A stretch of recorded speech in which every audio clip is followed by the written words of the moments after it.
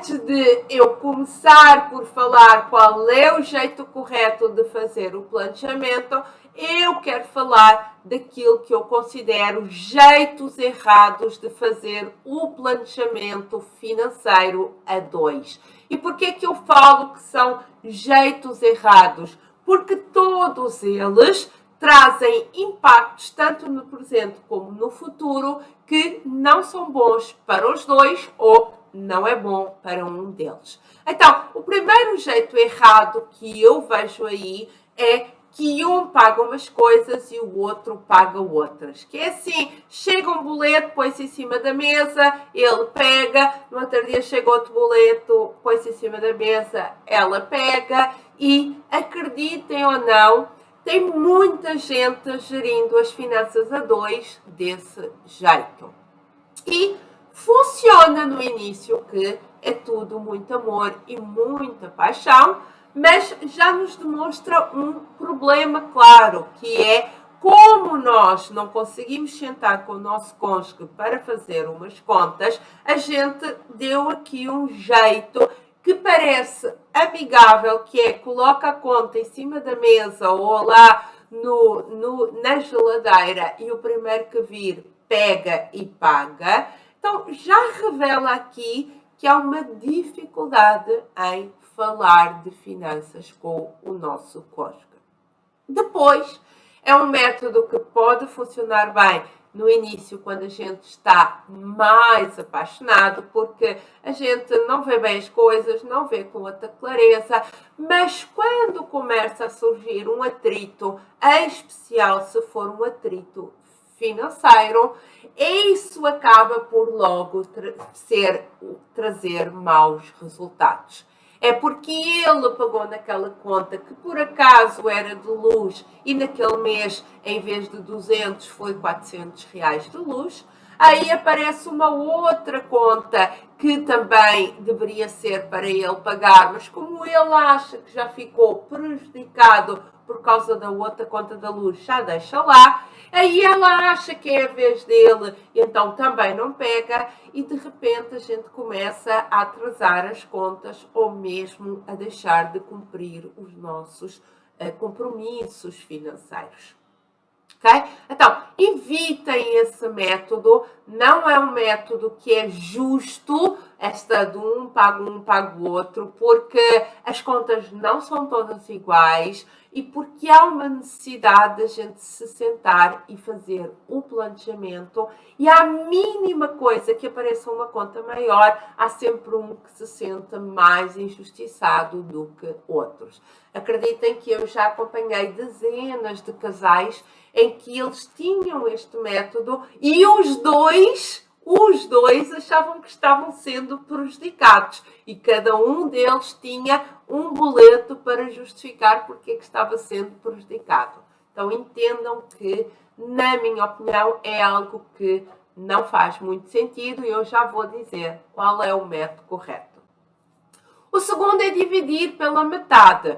Então, se as nossas despesas de casa são no total 2.000 reais, e reparem, quando eu falo de despesas de casa, eu estou a falar de todas as despesas necessárias para a família, que envolve a casa, a comida, as despesas com os filhos, que envolve o carro, se o carro é para os dois andarem. Então, todas as despesas relacionadas para os dois constituírem família.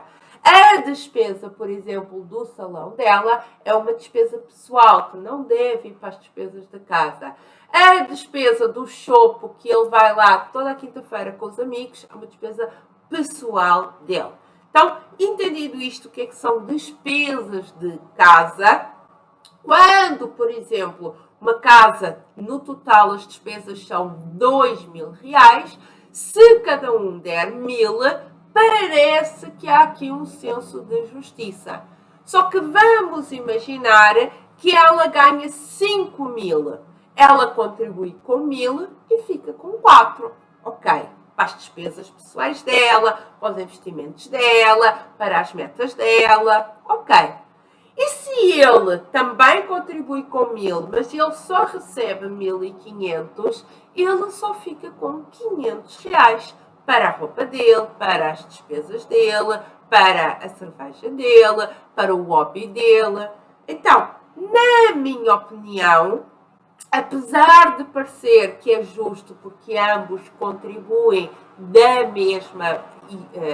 mesmo valor, nós não estamos olhando para aquilo com que cada um fica. E o que cada um fica é também para eles desenvolverem-se como pessoas. A beleza, o estudo, o conhecimento, as metas pessoais e os desejos de cada indivíduo.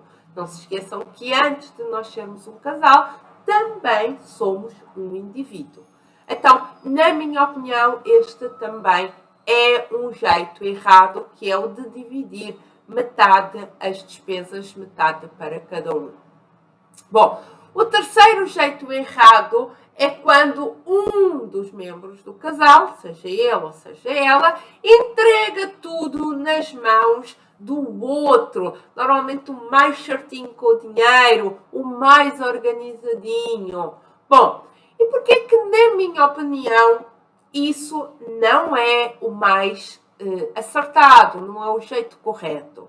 Primeiro, porque, e vou começar aqui por elencar os motivos, o casamento pode não funcionar. E aí a pessoa que tem o controle todo do dinheiro, que sabe onde ele está investido, pode tentar prejudicar a outra pessoa.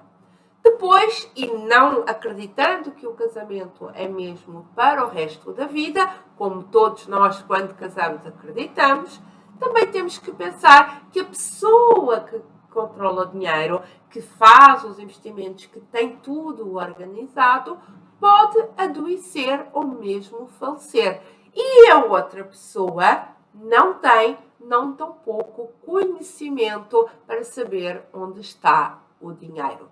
Eu conheço o caso de uma senhora que era o marido que tomava conta de tudo, fazia os investimentos, se fazia tudo, inclusive abriu uma conta para ela, para lhe colocar lá um dinheiro, que era o dinheiro que ela ia ao mercado e para ela ir ao salão, portanto, para as despesas que eram da casa, mas que era ela que fazia, e também para as despesas pessoais dela. Então, ela não sabia quanto dinheiro eles tinham, ela só sabia que todos os meses recebia aquela espécie de mesada, que não era bem uma mesada, era o dinheiro para ela ir às compras da casa e para o seu próprio consumo. E o senhor ficou doente. O senhor foi para um hospital. E ela queria pagar exames médicos e não tinha acesso ao banco, nem sabia onde ele tinha as contas. Ela queria pagar advogados para pedir ajuda, para pedir que os planos de saúde, também houve um problema com os planos de saúde, ela não tinha dinheiro para isso. Ela não sabia onde estava o dinheiro investido e eles tinham muito, muito, muito dinheiro.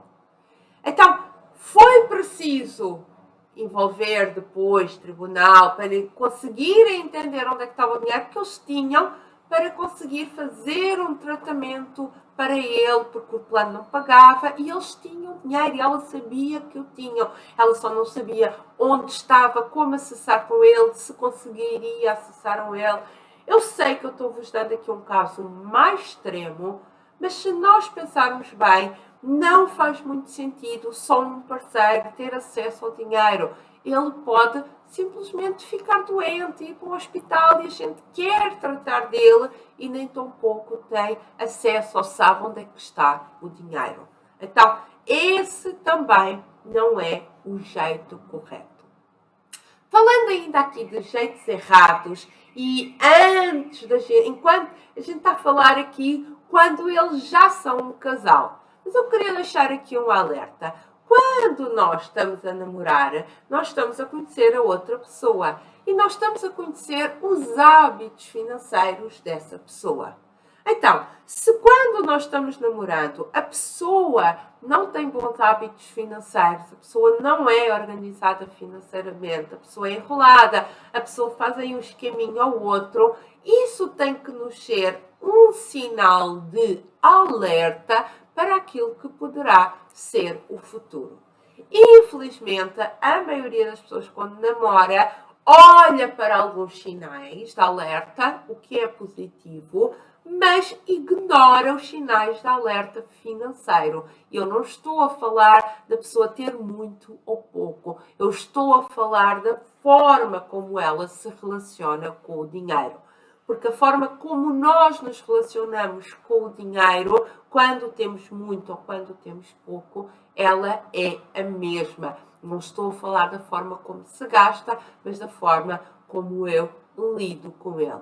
Então, tenha sempre muita atenção se você está começando agora um relacionamento, tenha atenção e comece já a conversar sobre dinheiro com o seu namorado ou com a sua namorada, até para entender se é algo que dá para depois mudar ou se já é um indício que pode virar um grande problema no futuro. Não ignore os sinais financeiros que o seu namorado ou a sua namorada lhe estão dando.